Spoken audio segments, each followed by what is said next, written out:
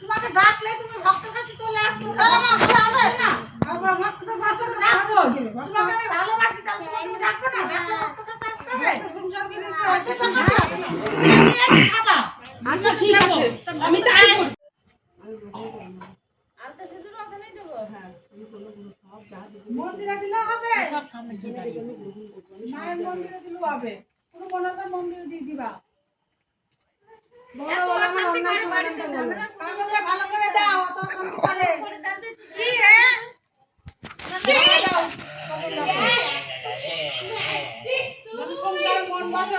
ওকে হেগে দিল এইভাবে দেখতে পারে, খালি অশান্তি হয়।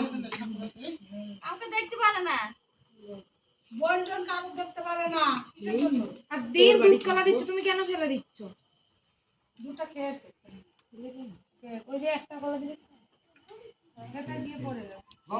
কলা খায় না। আমি এখানে থাকবো, এই শৈলী, আমি এখানে থাকবো, যেমন দিবি তেমন যদি চলে যায় না এখানে দিবি, আমি সেখান থেকে তোমাকে সব সময় ডাকবো আমরা, আমাকে ডাকবি, কিন্তু ভক্তের কাছে আসতে হবে না। অন্যায়টা বলো না, তোমাকে ডাকলে তুমি ভক্তের কাছে চলে আসছো। তোমাকে আমি ভালোবাসি, তাহলে তুমি ডাকবে না? ডাকলে ভক্তের কাছে আসতে হবে। খাবা।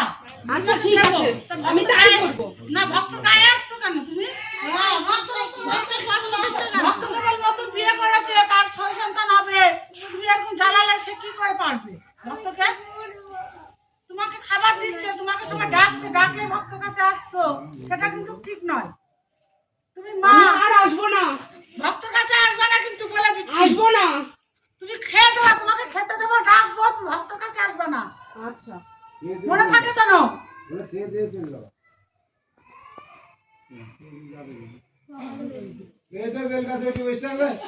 এতদিন আবার ভক্ত কাছে আসুন খালি।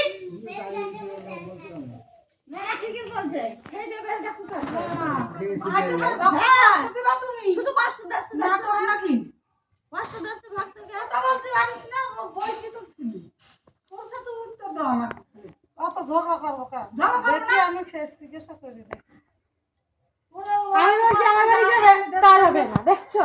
আর ভক্তকে তাড়িয়ে যাচ্ছে, উত্তর দেখতে তাড়িয়ে যাচ্ছে, তাহলে কেমন মা?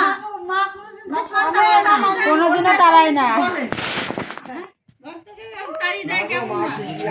আমি এই মা মানিয়ে নিচ্ছি রে, ভক্তদের তাড়াই দিচ্ছে, আমি এই মা মানিয়ে নেবো না। ভক্তকে তাড়িয়ে দেয় সে কেমন মা? ভক্তকে তাড়িয়ে দেয়, লাইনে আছে আছে, চুপ করো না, দাঁড়াও না, চলে গেছে। গঙ্গা জল দিল না, এখন তো বেঁচে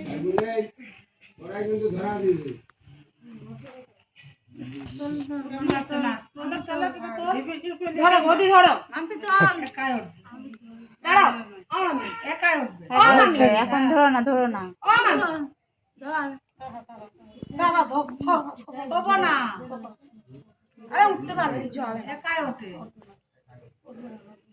ও বৌদি ওঠো, আগে তো জোর নেই, মাথাতে জোর নেই, চুপ করো, ওই তো উঠে গেছে। উঠে যাবে, রাত চলে গেলে